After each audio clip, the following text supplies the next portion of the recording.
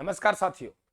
आज हम लोग जो बात कर रहे हैं, महाराणा रायमल के बारे में सुना होगा ना। इतनी शादी विवाह किए थे साथियों कि 13 पुत्र और 2 पुत्रियों का जन्म हुआ था। और वे अपने उत्तराधिकार का निर्णय नहीं कर पा रहा था कि हम किसको उत्तराधिकारी बनाए साथियों।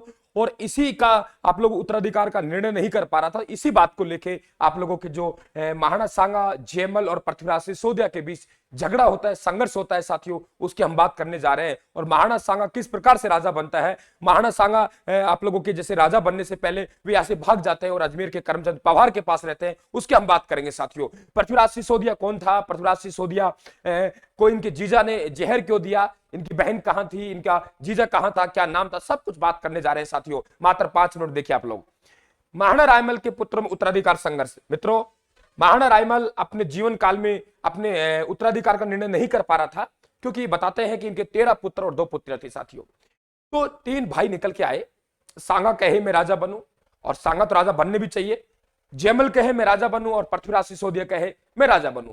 साथियों, तीनों भाइयों में आपस में इस बात को लेकर संघर्ष होता है और आपस में झगड़ा शुरू होता है। तो आपके सांगा के चाचा थे, उनका नाम था सारंग देव।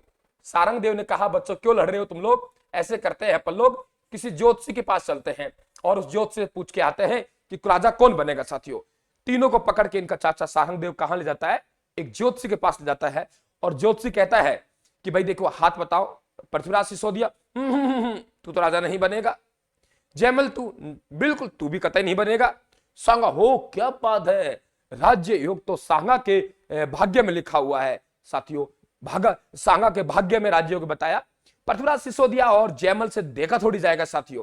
पृथ्वीराज सिसोदिया ने अपनी तलवार चलाई और कहते हैं कि महाराणा सांगा पर संग्राम सिंह ने वार किया साथियों, तो उसकी बेचारा की एक आंख चली गई। राजा बनने से पहले तो साथियों काना हो गया एक आंख से। फिर बीच बचाव किया सारंग देव ने, कहा कैसा है यार, कोई बात नहीं, ये अब ऐसे करते, ये पुरुष लोग हैं, झूठ बोल दिया करते, और महिलाएं झूठ नहीं बोलती है ना, ठीक है। और ऐसे करते हम लोग महिला ज्योतिषी के पास जाते हैं साथियों। तो महिला ज्योतिषी के पास ले जाया जाता है और महिला ज्योतिषी भी यही कहती है कि भाई बात तो सही है कि आप लोगों के भाग्य में तो राज्य योग सांगा का ही रखा है साथियों, देखा थोड़ी जाएगा इन लोगों से। और इन्होंने अटैक कर दिया आपके सांगा पर। साथियों, सांगा ने सोचा एक आंख पहले चले गई, कहीं दूसरी ना चली जाए, बेचारा भाग गया। भाग्य में राज्य योग लिखा था। भाइयों का आक्रमण हुआ। अजमेर के करमचंद पवार के पास शरण ली साथियों। कहां चले गए सांगा, अजमेर के करमचंद पवार के पास जाके शरण ले रहा है, ध्यान रखना। बात आती है जयमल और पृथ्वीराज सिसोदिया की। ये जैसे ही साथियों कांटा निकलेगा तो सांगा राजा बनेगा। आपने नाम सुना होगा टोडा टोक। कहां का, टोडा टोक साथियों। टोडा पड़ता है आपके टोक में। टोडा टोक और टोडा टोक के एक राजा जिनका नाम है सुरातन हाड़ा। सुरातन हाड़ा ये टोडा टोक के राजा है। और सुरातन हाड़ा की जो पुत्री है उसका नाम है ताराबाई। क्या नाम है, ताराबाई।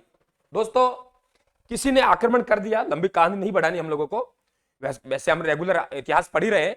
जो साथी नए हैं, पहली बार देख रहे हैं, तो आप राजस्थान के आप लोगों यूट्यूब चैनल को सब्सक्राइब कर ले, बेल आइकन को प्रेस कर ले, और इसी के नाम से आपका टेलीग्राम चैनल है, नीचे लिंक दे रखा है वीडियो में, तो टेलीग्राम को भी ज्वाइन कर ले साथियों। देखिए, टोडा टोक पर किसी ने अटैक कर दिया और टोडा टोक के राजा सुरातन हाड़ा वहां से निकल आते हैं और अपनी बेटी जो ताराबाई है, ताराबाई को लेकर वहां से रवाना हुए। उन्हें लगा मेवाड़ में शक्तिशाली राज्य है, तो हो सकता है हमें मेवाड़ में ही हमें सहायता मिले। साथियों, मेवाड़ में आ गया। मेवाड़ में आके देखा तो यार सुंदर सी कन्या है ताराबाई। इन लोगों ने कहा पहले ताराबाई का विवाह हमारे साथ कर दीजिए। इसने कहा कि आपके साथ, आपके बेटों के साथ क्या बात कह रहे हो आप लोग, राजा बनने लायक जो है वे तो हमने सुना है भाग्य में तो राज्य योग सांगा के लिखा है, और सांगा तो है नहीं, तो इन बेटों के साथ तो विवाह कर ही नहीं सकता। इन बेटों का क्या कमी है हमें, क्या सांगा ही ज्यादा बहादुर है क्या। उन्होंने कहा ठीक है, अब आएगा मजा। बोला जी ऐसा है, अगर आप बहादुर हो तो मुझे टोडा टोक जीत कर दे दो। क्या कहा, यदि आप बहादुर हो तो मुझे टोडा टोक जीत कर दे दो। साथियों, उसके साथ में मेरी बेटी का विवाह कर दूंगा। बताता है कि जयमल ने सोचा यार इतनी ताकत है नहीं कि हम टोडा टोक जीत के दे दें और कहीं तारा हाथ से ना निकल जाए, तो तारा से जबरदस्ती विवाह के चक्कर में साथियों ये करना चाहा तो इन्हें मार दिया। कुछ लोग कहते हैं कि सोलंकियों के हाथ मारा गया, कैसे मारा गया, लेकिन सांगा के रास्ते में से एक कांटा सांप हुआ, आप लोगों को जयमल मारा गया। बात आती है पृथ्वीराज सिसोदिया। साथियों, कल्पना मूर्ता था तो उड़ाना राजकुमार कहलाता था। इसने कहा ठीक है, मैं जीत के दूंगा टोडा टोक। साथियों, टोडा टोक जीत कर दिया किसने, आपके पृथ्वीराज सिसोदिया ने। और ताराबाई से क्या किया, विवाह किया। दोस्तों, ये ताराबाई का विवाह होने के बाद में इसे ताराबाई को आप लोगों के गढ़विटली का दुर्ग मिल जाता है और गढ़विटली का दुर्ग का नाम क्या रखता है, तारागढ़। इसी ही ताराबाई की याद में ताराबाई से विवाह किया और जो गढ़विटली का नाम है आपके इसका जीर्णोद्वार करवाया, तो इस दुर्ग का नाम अपनी पत्नी ताराबाई की याद में क्या रखा साथियों, तारागढ़ रखा। और देखिए अब पृथ्वीराज सिसोदिया ने विवाह तो कर लिया साथियों, बहुत बहादुर था और लेकिन कल्पना मूर्ता था। अब इनकी मृत्यु कैसे होती है साथियों, ये तो सुना है आप लोगों ने कि साला है, सालाओं ने गद्दारी की है साथियों, यहां तो जीजा गद्दारी करेगा, बहुत कम आप लोगों को चांस मिलता है सुनने को। क्या कहा, पृथ्वीराज सिसोदिया की बहन साथियों, इसका नाम आनंद कंवर है, उसका विवाह सिरोही के जगमाल से किया गया। किससे किया गया, जगमाल से, सिरोही के जगमाल से किया गया और जगमाल इसको तंग करता था।